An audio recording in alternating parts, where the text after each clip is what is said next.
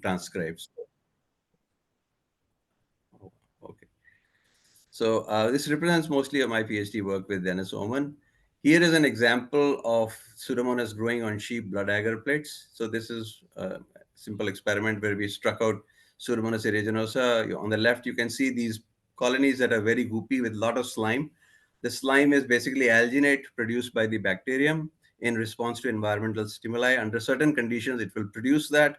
And most of the time, the focus for our work today is going to be on a allele called muc-A, muc for mucoidy, because as you can see, the culture is mucoid, or the streaking here is mucoid. Then we also have the non-mucoid version of the bacteria that is growing as single colonies. And within that, sometimes you see these SCV, which is small colony variant. So why it became famous for us and why it is important for Dennis Oman's lab was because in CF or cystic fibrosis patients, Pseudomonas aeruginosa is one of the major players in infection. Towards the end, it actually establishes a very chronic infection, and most of the time people succumb to Pseudomonas aeruginosa infection. So here I have a small chart where I say that 30% of all nosocomial infections, which means hospital-acquired infections, are urinary tract infections, and out of that, 12% of those are Hello. Pseudomonas. There are Hello, other Sonal. bacteria. Yes, sir. Hello. The Yeah. slides are not moving. Why don't you move the Now, is it PPT? moving? No, not yet. Has it moved to the next one? Make it small screen first. Make it small screen Okay. and Are you then move. seeing? Yeah, I'm seeing the first slide. Roll off Yeah, the only the now. first Now, one. okay. Now, yes, Now, yes. Now you're seeing it. now, Okay, so okay. maybe I can keep it in this mode only, and you can see from here. Is Yeah, this yeah, big yeah, enough? yeah. Please, Okay. please, please. Huh. So basically, we are talking of different kinds of nosocomial infections like urinary tract infections, pneumonia, then bloodstream infections, and others. And you can see that Pseudomonas is a player. I've highlighted that in red. So you can see that in most cases, it's Pseudomonas is. Invitation. Achha. So then just focus on alginate. So when you saw that mucus colonies, that was because the alginate operon was being turned on, and it is because of this gene called muc-A, which is just downstream of the gene that encodes the ECF sigma factor. And so what people have frequently discovered is that muc-A actually has a muc-A22 allele, which is a truncated version of muc-A, and as a consequence of it, it is unable to do its job. And we'll see in a minute what that means. So here is another more elaborate alginate regulation thing. You can see that the alginate switch region is located here. This is the biosynthetic operon that encodes all the genes for the biosynthesis of alginate. And then these are some of the regulatory genes that are also acting on the operon. So in 2000, the genome was sequenced for PA1, and it was a Nature paper, and they were able to identify 19 ECF sigma factors. As if you compare, Bacillus subtilis has just 7, Mycobacterium tuberculous has 10, and there are other bacteria that also have it, and it's a diverse family spread over most bacterial species. I'm having a lot of echoes. I think I'm probably going to turn down my volume just so that that won't affect the mic volume. Hopefully, be better. Are you able to hear me clearly? I'm not able to hear anybody. Okay, I hope so. Anyway, you can see that there's a list of ECF sigma factors that is spread off Yes, we in can hear many you. bacterial We can hear species. you now, and the Yeah. echo is stopped. Okay. Okay. So yeah, that's better. So you can see that the genetic organization is the same for most bacterial species. That means the first gene is the sigma factor, followed by other genes, which actually make an inner membrane complex. And we will see that in the next slide. So if you go into the next slide here, this is a very rudimentary slide which shows how the sigma factor, which is depicted by this gray sphere here, is here, and it is associated with the muc-A protein in case of Pseudomonas, and that's an integral inner membrane protein. As we discussed, it's a gram-negative bacterium, so it has two plasma membranes, an outer and an inner. And within the inner membrane, there is a complex formed with the sigma factor associated on the inner cytoplasmic side of the membrane. And what has been believed to happen is that because of stress stimuli, which could be anything from misfolded proteins to overheating or whatever, these bacteria release the release the or degrade the mu-K protein and release the sigma factor to turn on genes, which then goes back and auto-regulates itself. And we will see a little bit of that today also. So again, I put up the same slide here because you can see the mucoid colonies, and we were able to create through allelic exchange in PAO1, which is the prototypic strain of Pseudomonas, and you can see that is nice and compact colonies. And then when you actually introduce the muc-A version of the muc-A22 allele of the muc-A protein, it starts to make alginate. So that is a clear sign that the mu-K protein was involved in sequestering. And now, of course, there has been a lot of work. Here you can see a much more detailed version of the earlier slide. I'll just switch back to the previous slide, this one. Um, and then let's go to the next one. Here you can see a very elaborate form of how the inner membrane complex is done. This is the muc-A protein. It has a integral membrane domain followed by a cytoplasmic phase and a periplasmic phase. The periplasmic phase side is associated with muc-B protein. This keeps it stabilized, and on the N-terminus end of this, the sigma factor is attached, and it's kept in this complex sequestered. So in a normal strain like PO1, you have this scenario where the strain is held, where the sigma factor is held. But what is believed is there's something called regulated intramembrane proteolytic processing, or RIP, which is taking place, and that specifically degrades the muc-A protein, which leads to release of the sigma factor. And so there are these different players like ALGW, then there is YAEL or MUC-P. All of these are involved in degrading the muc-A protein to release the sigma factor, along with CLIP proteins as well.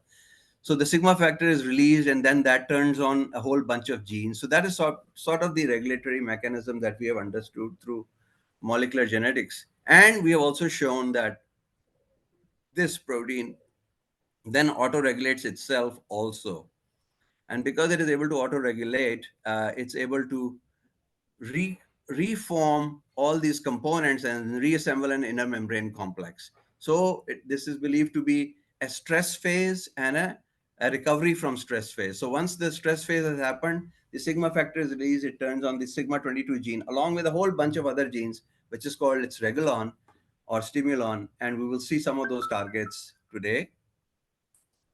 So then we are able to reconstitute this inner membrane complex so that we can sequester the sigma factor again and turn it on briefly.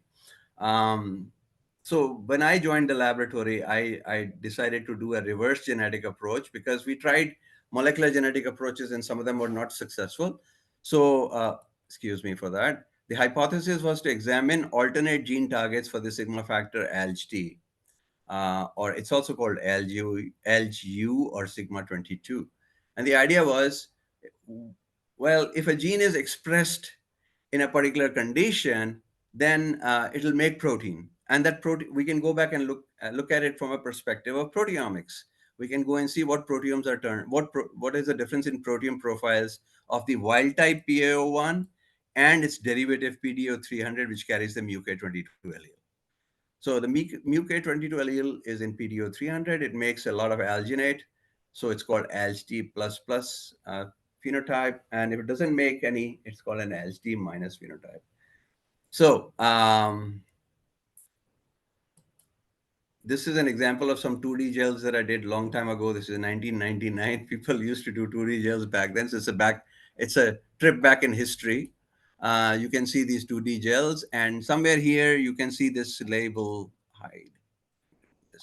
This protein DSBA right here. This is the third spot from here. I scanned I made cell extracts like several times, like 3-4 times, and I assessed over 6 or 7 2D gels to come up with this data set. Um, and we have labeled some proteins here. And to quickly go through it, I'll just go to the next slide. And here's a table that depicts the proteins that were turned up in regulation between the two strains that we are talking about here. So if you look at that, you can see that some of the proteins that ALJ and ALGD are actually enzymes involved in alginate biosynthesis. And we knew that previously because we knew that the sigma factor would turn on those genes, and so that was important. But what we've discovered novel was DSBA as a novel protein. And back then, there was very little work done with DSPA protein. I was all excited about this. We also discovered several other proteins, but they were of unknown function. And when I tried to make mutants in them, we were not able to detect phenotypes back then.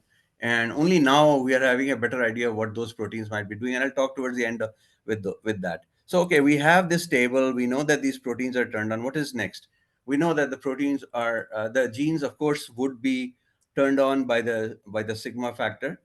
So what we can do is we can create the suicide vector, which is what we did. We created a suicide vector and PCR amplified about 2 kb of genomic DNA fragment and fused it to LACZ reporter, which is beta galactosidase. And using a suicide vector, we are able to very simply introduce a DSBA LACZ fusion on the chromosome in single copy with recovery of the DSPA gene. So it's not harming the DSPA gene because you're creating a mirror diploid with one copy being a DSPA LAC fusion and a single copy on the chromosome, very stable under tetracycline selection. And it works very well. In Pseudomonas, you can grow Pseudomonas at about 60, about 75 micrograms per mil tetracycline, and this is very stable, and you get wonderful results, very clear results. So we did this with all the different constructs, and because these are transcriptional fusions, we can move them back into the respective strains PDO 300 and PAO1 and evaluate what the promoter function is. So because the reporter gene is fused to the DSBA promoter, we can assess using simple Miller assays what is the promoter strength. And by that, we can know whether at a level of transcription, the gene is regulated by the sigma factor because we are introducing them back into the strains wherein one case the sigma factor is active and in the other case it is not active. So I know I'm going a little too fast about this, but basically DSBA's role, uh, DSBA proteins have been identified in like several bacterial species. Back then, also, they were identified in at least 20, 30, maybe more bacteria which were common. And there was a lot of cross-functional work between Pseudomonas, E. coli, and other things. So they had shown that. But I was the first one to discover this gene and clone it, and then we characterized it fully and showed that it was.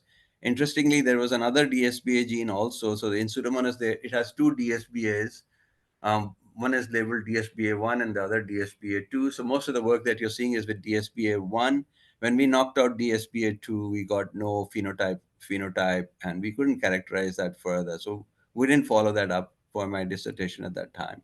Um, and we are trying to see at this point whether ALGT is directly regulating DSBA or indirectly.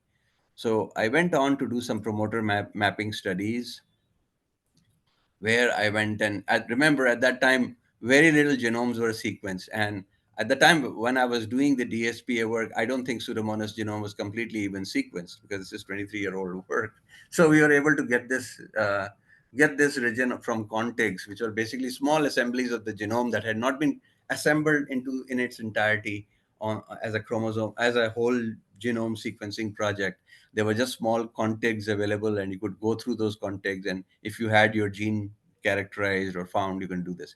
So we found that there was this intergenic region with the DSBA ORF going this way and another open reading frame going the other way, with an intergenic region that was uncharacterized, and I hypothesized that the DSBA promoter was located here. And then I went into some primer extension studies, which I described briefly here. Primer extension is very simple. Let's assume that, for instance, we know that bacteria can have several promoters that can drive gene expression of one gene or an operon. In this case, this is a monocystronic operon. It's only one gene. Um, uh, so what I did was I looked at this region, I isolated RNA. So if there are two transcripts coming off of this region independently from two or three different promoters, those are indicated by these blue bars.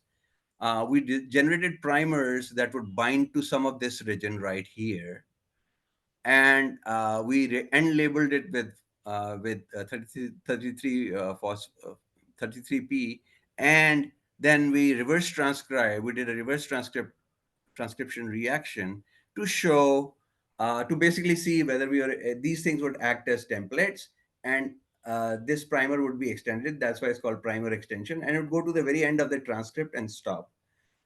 When we do these two things, we can then run it on a simple sequencing gel. I don't know whether people have seen this. These are old school sequencing gels where basically you run a sequencing ladder and then run your primer extension reaction. So here you have a no RNA control in lane one. So you see no transcripts coming off of any of those. Then in lane two, we have PAO1, and we see T2 and T3 transcript. In lane three, we have PDO 300, which is this, and this. This is an appearance of a new, quite heavily transcribed region or transcript. And then we have 4 and 5, which is FERD1 and FERD 440. FERD1 is a clinical isolate of Pseudomonas, and that we had in the laboratory. And we knew that in that case, ALG-T was functional and it was actually working. So we did that primer extension analysis. Most of this work was done. And by the way, just to let you know, this was done in 1999, and at that time, people would not want to do RNA work with Pseudomonas. In fact, many people would not even do colony PCRs with Pseudomonas because the colony PCR results were very bad. We had to wash them several times and maybe even do phenol chloroform extractions, which now, of course, there are all these kits available and everything, so it's very easy. But back then, people would not do this, and I just begged my advisor, Dennis Oman, who was very, very sympathetic towards me, and he said, "Okay, go ahead, do it. Let's see what comes out of it." And he was not sure that anything would work, but we were able to get this transcript. Then we went and mapped with respect to T1. We went and looked at the region. We read the sequence. We have the sequencing ladder. So we were able to identify the entire sequence, match it to the genomic sequence that we already had from the contigs, and establish whether there is a consensus -10 and -35 region. So for people who do not know, most bacterial promoters would probably have a -35 and a -10 region, and maybe other regions within this domain that actually acts as a region where the DNA, where the RNA polymerase binds. So it has specific contacts to this, which are translated. You can go and look at the ECF sigma factors and know regions that are conserved. And now people have done so much more work. They've shown which regions within those ECF sigma factors actually are involved in binding to these regions. And so typically what you see is the consensus here, GAACTT at the -35 region. So -35 is around mid of this position, followed by a spacer of 16 to 17 nucleotides. If you reduce the 16 to 17 nucleotide spacer region to much smaller, then automatically the promoter becomes less active. If you alter these residues by site-directed mutagenesis or deletion mutagenesis, it's typically found that the -35 is more crucial. So we're able to do this and establish that DSBA does have something like a consensus promoter element, and it looks like it's very possible. Then I'm going to just jump because this is a general talk. I did tell you a little bit about my work. Now, I got interested in biofilms back then because we discovered that DSBA was involved in from work of another postdoc where he was characterizing the expression levels of DSBA at different stages of biofilm. So he showed that the biofilm in Pseudomonas was induced and the gene for DSBA was induced at different times. Sometimes it was induced, sometimes it was repressed, and sometimes it was induced but when you added exogenous calcium. So there was a lot of interesting findings on that. And so I got interested in biofilms, thinking that maybe we had made some interesting discovery. And here's just an example of simple Pseudomonas culture, and you can actually see the blue-green color on the colonies, which is from the siderophore secretion.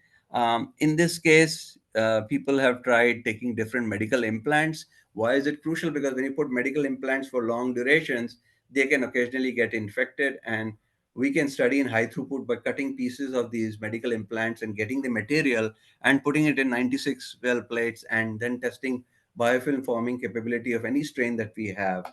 And so we can do that, and we do much more things now. But this is just an example, and we'll go through some of this. So at that time, I was also doing this, and I had created the DSBA knockout. And interestingly, when you compare PAO1 with PAO1 DSBA, where the DSBA gene has been disrupted with a gentamicin cassette insertion. So you can do cassette mutagenesis and disrupt the entire gene. It's very simple technology, works very well, and it's also very stable. So we were able to do that and show that the mutant was making, and this is surprising. Why is it mutant making more biofilm as versus the wild type? So these were some of the experiments that were done, like in Mulana, like, in MMEC, like about in 2007, 2009, 2010. And I haven't been able to do work further on this, but I'll try to do.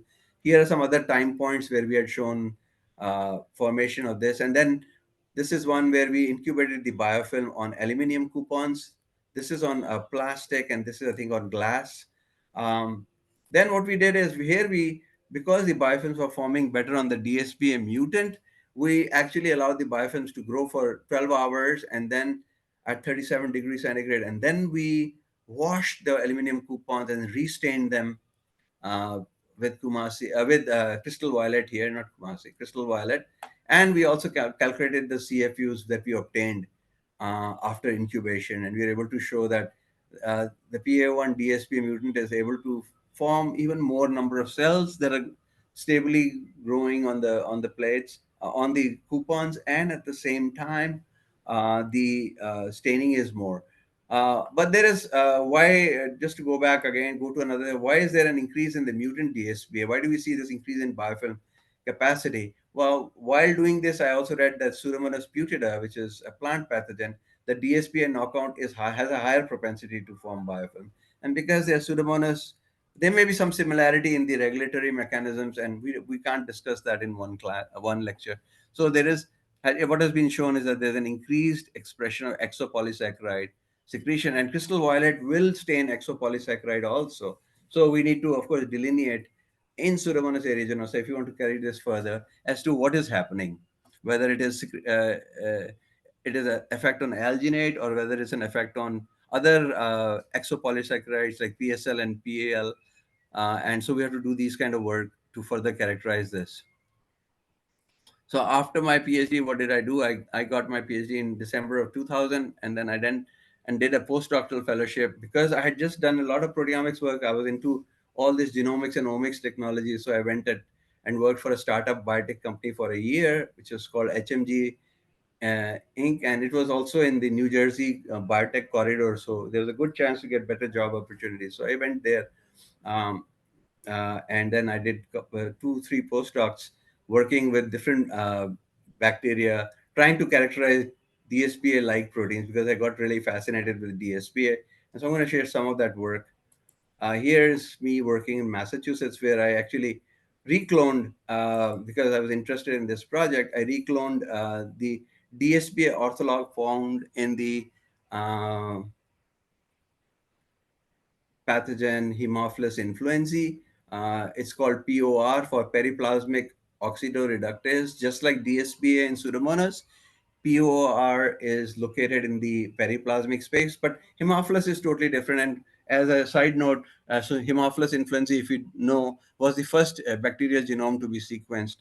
And if you probably are not aware, Haemophilus, the reason they chose Haemophilus influenzae was it was the smallest genome. And back then, the sequencing technology wasn't that good. So they found out the smallest bacterial genome that could be sequenced, and they chose to do this. Of course, J.F. Toom should get all the credit because he was the one who discovered this gene originally. I just went and cloned it again because I was interested in looking at DSPA targets. So basically, I worked for Brian Akerley at University of Worcester, Massachusetts, where we isolated DSPA from the Gambit pool. I think I skipped a slide. So they had developed a technology of actually creating knockouts. Back then, this technology was the only thing that was available because we didn't have that much bioinformatics as we have now. However, this is 2005, so you're sort of seeing a trip through history with one of the best molecular genetic centers. In fact, right across from where I worked, they discovered a lot of genes, and a lot of a couple of Nobel Prize winners were in that same complex. So um, I think RNAi technology was also developed there only in one of the laboratories nearby. So they had all this technology. Of course, that's not bacterial work. But anyway, so they developed this, and we are able to actually label and put marina transposons in every gene of Haemophilus influenzae. And of course, if you notice, has only a 1.8 megabase pair genome. So what is interesting is that Brian Akerley, my postdoctoral advisor, actually had the entire clones. He had a stack of Petri plates with all the genes labeled correctly, and in which the Mariner transposon and its insertion and exact site was identified. So he had the entire set for him, and I could simply go through the list on the computer and pull out whichever knockout I wanted to and clone it out. It was very easy to just do a genomic long range PCR and isolate the PCR, characterize where the insert was using simple oligos that were designed to marinate transposon, and we were able to clone it out within maybe a week or even less. And had I been more proficient in it, I would have probably done it in a couple of days. I mean, it's just so fast now. Back then, of course, now technology is even more. So, but here you can see the alignment, and you can see that it has a conserved domain. This is a alignment of the Haemophilus DSPA gene with E. coli, with Vibrio cholera, and so we can see this conserved domain, the two cysteines, the CPHC motif, which is highly conserved in all DSBAs. So there are about 7 or 8 different kinds of DSB-like proteins in bacteria. They're not all represented in all bacteria, but some of them are there. So DSBA forms disulfides, but forms very rapid disulfides. The kinetics is very fast, and people believe it is because of this CPHC motif and the surrounding amino acid. If you look at that, they are highly conserved, which is indicated here in blue, and the asterisk at the end, which shows identical residues. So we did this. We also showed its sensitivity to DTT. So when you knock out the DSBA gene, the bacteria become very sensitive to reducing agents like DTT, and they're unable to grow in it. So here we are just doing some, I won't go through it because there's just so many slides to see, to go through, so we don't want to do that. Then we also went and discovered some other genes while working on this, because during my postdoctoral career, I was moving from a couple of labs. I was doing work. I couldn't stay in Massachusetts because it's too cold, and I couldn't live there. So I moved from there, and I moved my project to Virginia, where I stayed from then on. Um, there, I also discovered a thioredoxin-like protein called TLPA in Rhizobium mellolodi. Um, and again, we were able to then find out Bradyrhizobium japonicum, which has a similar protein, and we were able to show that the sequence conservation through just a simple multiple sequence alignment. And then the protein topology that is presented in the next one is based, we haven't done alkaline foa or any other kind of fusions to show what is going on here. We are able to show that simply based on the Brady-Rhizobium sequence, it's quite similar in sequence. It's probably having the similar structure. We used simple allelic exchange. Uh, the genome for Pseudoryzobium was sequenced. We had all the sequence information. So simple allelic exchange and crossovers, we were able to create a cassette mutant in TLPA and then characterize what the phenotype was. So here is the wild type. So we used a simple Farias system to grow Medicago truncatula, where the Medicago plant is grown on slides, glass slides with Farias medium, and then you can inoculate the roots with Rhizobium, and you can see these little pink nodules that you can see here, which I'm pointing. Those nodules are nitrogen fixing nodules, and when you create the mutant, none of the nodules appear. Even when you infect with the mutant bacteria, nothing happens. And when you bring in back the gene on track on another plasmid into the bacteria, that is the mutant, you reconstitute the nodule forming ability in the Xenorhizobium strain. And then we also went and did some work with the wild type, the mutant, in terms of nodules and fixing of atmospheric nitrogen, using some. Uh, Remember, this is 20 years ago. This was in 2003, 2004. So I'm actually even forgetting the technology that was used back then. But I'm presenting some of the data because it's my data that I have generated. Um, then I also worked in close association with UVA while at Virginia Tech, and actually moved to UVA, working for Costi Sifri, trying to do work with Staphylococcus aureus, where I basically characterized the DSPA protein again. Huh. But remember, this is Staphylococcus aureus, and the DSPA protein is different. It is actually extruded. Remember, unlike gram negative, the gram positives just have one membrane. So the DSPA protein in Staphylococcus aureus is supposed to be associated with the outer membrane, and it has some lipid domain, a lipid molecule that is associated with it that integrates it into the membrane, but doesn't have an integral membrane domain as such. However, you can see conservation between the E. coli DSPA, Haemophilus DSPA, and this. There's quite similarity in the double cysteine, in the catalytic domain. So that is there. Uh, and also you can take the Staphylococcus aureus DSBA and introduce it into E. coli strain which harbors a DSBA mutation and overexpress it, and it will complement the E. coli DSBA mutation. So that is known. These are old technology, but they work. And so we have done those experiments and shown that it does work. We also identified through signature tag mutagenesis another location that was involved in bacterial pathogenesis, and we use C. elegans assays. So how we do C. elegans is, C. elegans is a worm. It's about 1 millimeter in size, and you use 35 or 25 or a 24 a 6 well plate, uh, and you use that.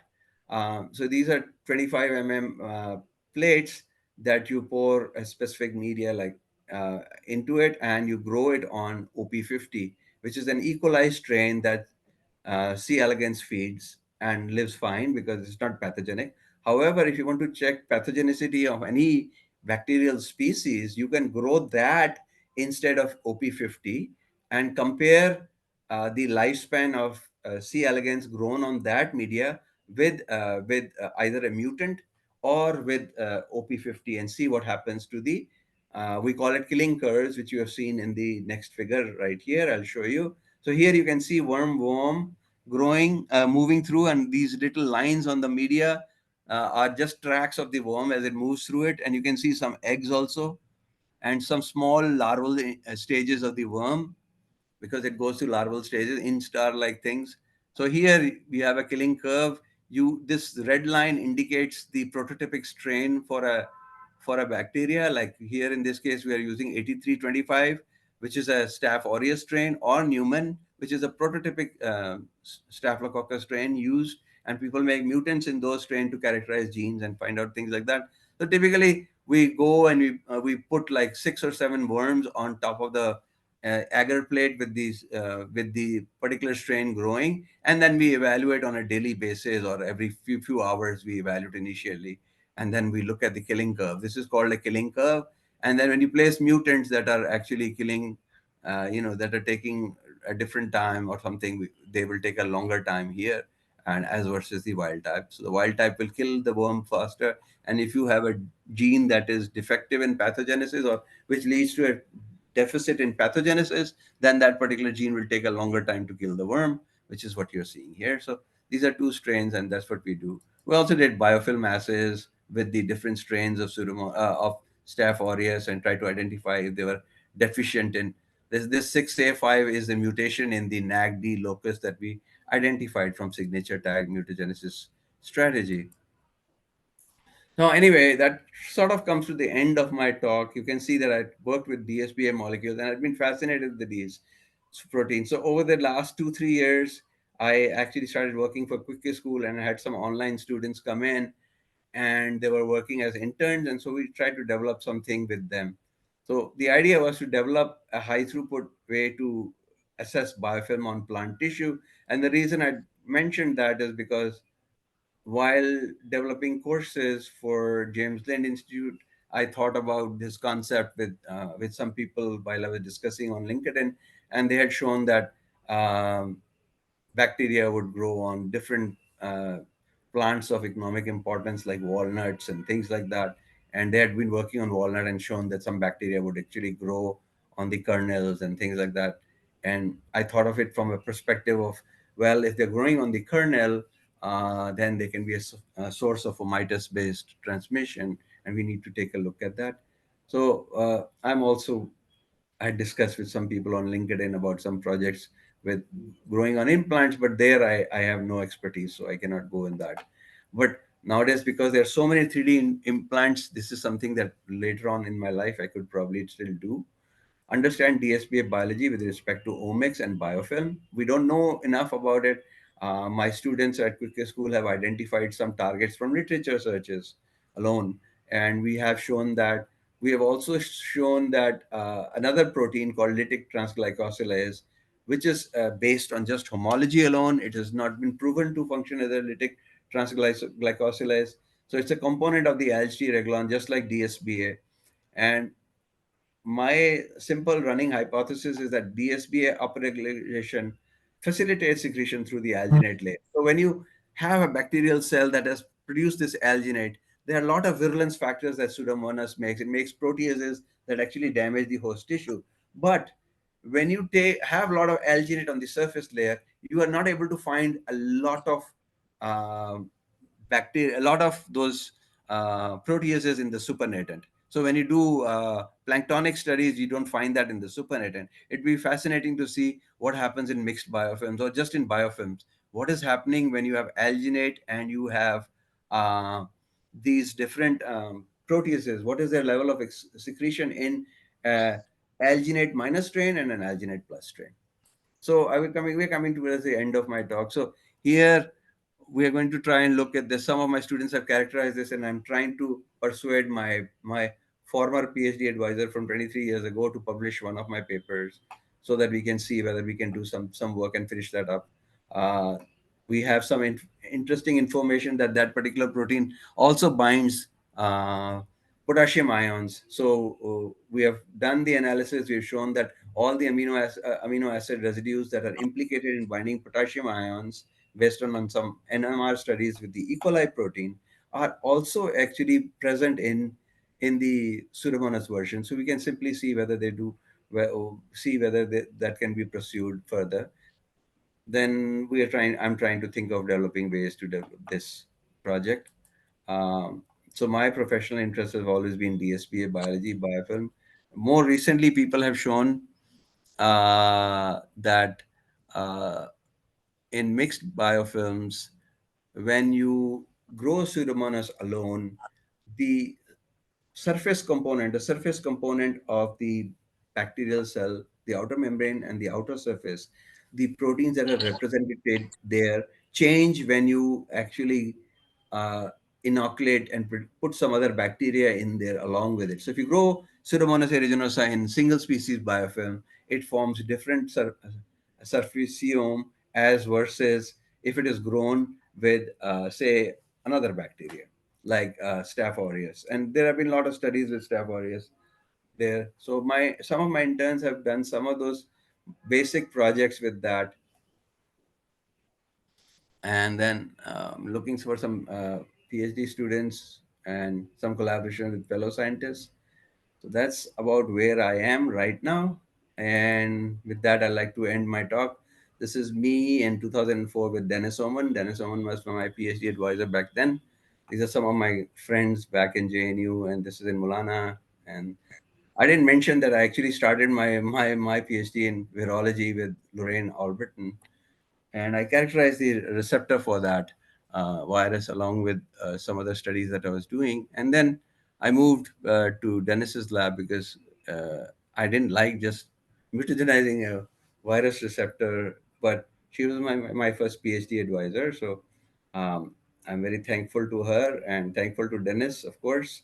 Thankful to most in particular my mom, who gave so much time to allow, who is no more with us, but she gave a lot of time, and this talk is dedicated to her.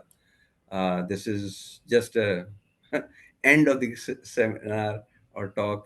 Some nice images of lakes in Ethiopia, where I used to go sometimes and meet some friends and things like that. So I just said to share.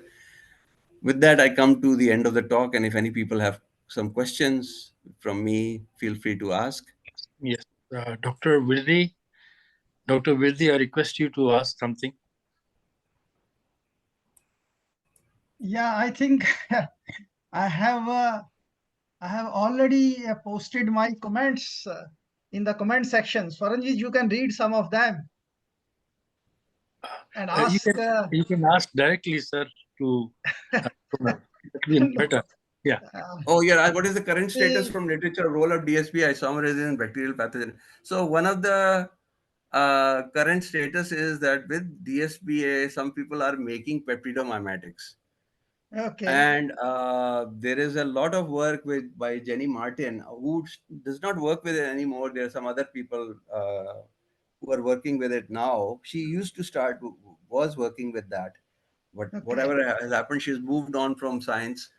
She had started that.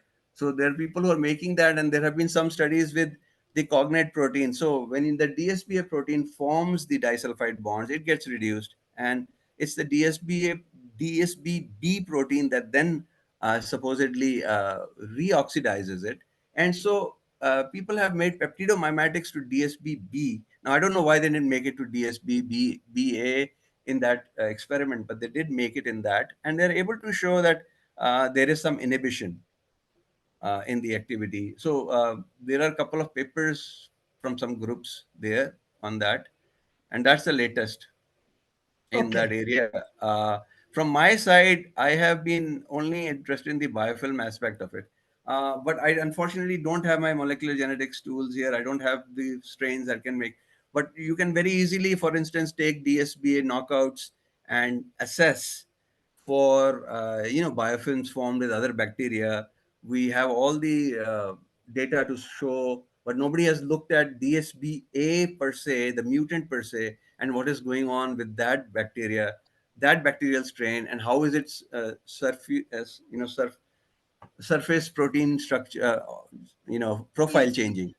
fine. That's okay. In fact, my query, the basis of my query was that this work was done long back. Okay, and Yeah, as you said, you were one of them, and the tools which you used, they were very. I'm surprised you use those tools which we even you continue to use these days and brag about. I am using this, I am using that. Okay, but you use those tools 20 years back. So my query is, in these 23 years, a lot of other information about these disulfide isomerases must have come up, or people have studied other pathogens besides Pseudomonas. So is there anything, one liner, if you can put, which something has come up in a textbook level? That was my thing. yeah, Is it that's a the very good whole? question. That's a very good question. Let me. Yeah, I actually wanted to develop that. So I was okay, always thinking for a long time yeah, that DSPAs are doing something fundamental within the cell, because they're assembling so many proteins by forming disulfide bond. And if you yeah, remove the yeah, mutant, if you make a mutant, the beauty is that the DSP mutant grows just fine. It doesn't die. It's not slow grower. You do any growth curves with it, it's not a slow grower. It grows fine. So what is going on? Uh, but I think we have so much literature and we have so many genomic studies. We have so much proteome information. What we should do is we should actually compare between similar bacteria, what is known about the entire pathway yeah, in yeah, terms of the biology of yeah. DSPA proteins, and maybe we can Yeah. write a very nice review on it, Yeah.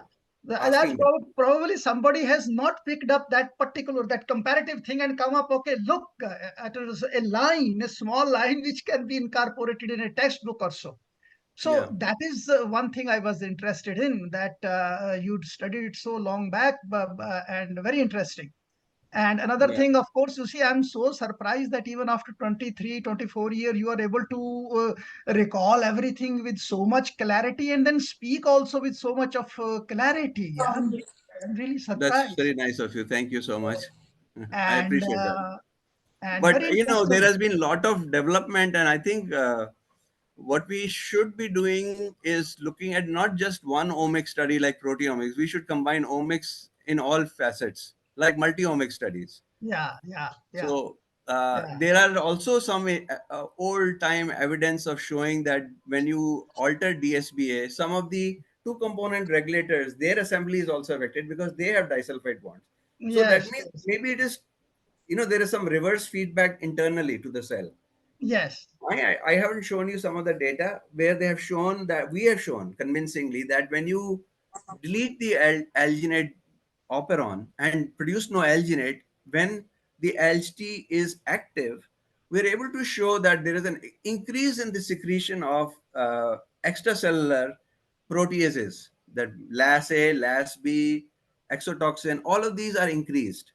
Uh, so, And so, and sorry, I don't want to prolong the things because I mean Swaranjit, and then there are must be some other people on the question. I just wanted to know you. You must be knowing Sanjay Chibbar and Kusum Harjai because from Punjab University they have also done a lot of work on Pseudomonas aeruginosa. I have heard of them. I haven't interacted with them. I have Okay. interacted with a couple of people in JNU who were working with Amoeba because they had collaborators in UVA while I was in UVA.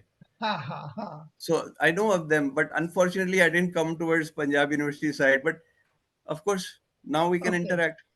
Oh yeah, yeah, yeah. This is a Yeah. very, very lot of work done by him. And Yes, then finally, Swaranjit, the Sunil was supposed to introduce yes, he will. Professor He will. Malhotra. Which He will. did he do that? I don't know No, whether I he had will do missed that. now. He will do Yeah. now. But before that, I want to tell Sonal, it was a great talk by you. Oh, Very really? Thank you. interesting talk. Very Really, interesting.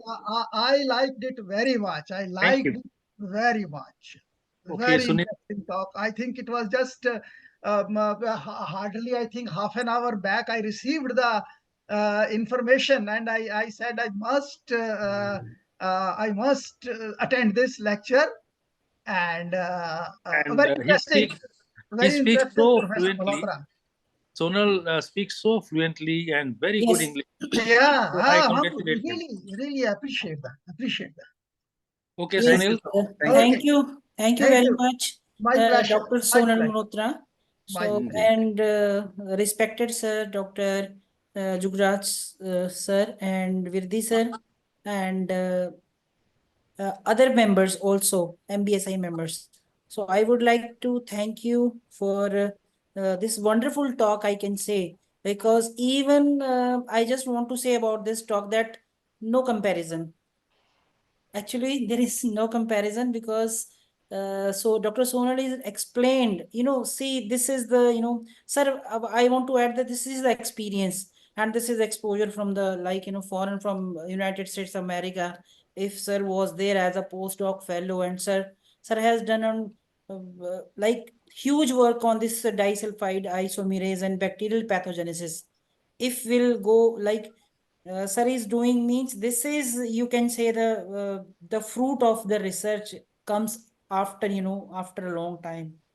So this is the best research, or I can say the Sonal sir, because I am considering him as my mentor also, because I am That's so influenced sweet of by you. his research. I saw his papers, book chapters I was reading, because I am not that much intelligent, sir. I'm नहीं नहीं sorry. ऐसे कहा, आप तो बहुत कुछ जानते हो भैया, ऐसे मत सोचो, Yes, कभी sir. भी अपने आप को Okay. नीचे मत समझो. हाँ. So आपको I just want आप to say अपनी this जगह thing में, वो तो only जिंदगी कहाँ कौन सा that क्या मोड़ लाती है, वो तो जिंदगी का है. Yeah, yeah. वो तो yes, Deep, Sunil, don't compare yourself with Dr. Sonal no Malhotra. no He no is, no no, he is yes, better than me. yeah, yeah. He has been globe-trotting for such a long period of time, such a lot of experiences. yes, sir. नहीं, Very आपका impressive. Because तो सब कुछ है भैया. आप ऐसे मत सोचो. आप सोचो कि you have your life ahead of you, and whichever area you want to Oh go, yeah, oh yeah. go in that area. Yes, yes, So yes. we all are giving our life to science, and we have done it for a long, long time. It's good to be talking about the science also. It's very Yes, sir. good. So So, So, sir, you have done postdoc, PhD from outside, and did I don't think so that you have left any country. You are moving from country to country, from no, no, no. Africa. I actually got a chance to go to Africa because I did my. If I told you, my father was a diplomat, and I did my high school from Kenya. Yeah, okay. So I have a fond this fascination. So I lived in Ethiopia for 2 years. I actually interacted with many people even during the pandemic. We ये मैंने बातें शायद share नहीं की talk में. मैंने सोचा कि कहीं जैसे आजकल लोग स्पाइसेस पे काम कर रहे हैं, they have got anti microbial properties. Yeah, तो yeah, हमने yeah. बोला भाई why don't we set up something where we are looking and asking people for what spices they are using in their food from across the world, you know. You Yeah. can talk to a friend and say like, are you using something unique, and we can do a literature search and see whether it is having any antimicrobial property. If not, we can test it, and that is interesting, and we can actually supply that data back to that person and say, look, you are eating something that is healthy with this. And I've been doing that with many friends, sharing this kind of information. Oh, this is this thing, this has got, इसको ऐसे पका के खाओगे तो और ही ज्यादा फायदा होगा, ये होगा. And Professor Malhotra, what is this school you have written? School. Oh, that is a online platform they have created, Okay. that they are having interns join and doing basic microbiology, molecular biology, and bioinformatics. I'm not really a Okay. bioinformatics person. Like, I don't know how to do any programming languages Yeah, or yeah, anything yeah, like yeah, that, yeah, because I'm truly mostly a molecular biologist. yeah. But those they are some students there. They wanted to learn about some microbiology and things. So there, I had 5 or 6 interns, Okay. and they were looking at targets. We found out, जैसे आपने कहा ना कि आगे तो बहुत study हो गई होगी इस एरिया में, so we Yeah, looked yeah. at some of the people who had done.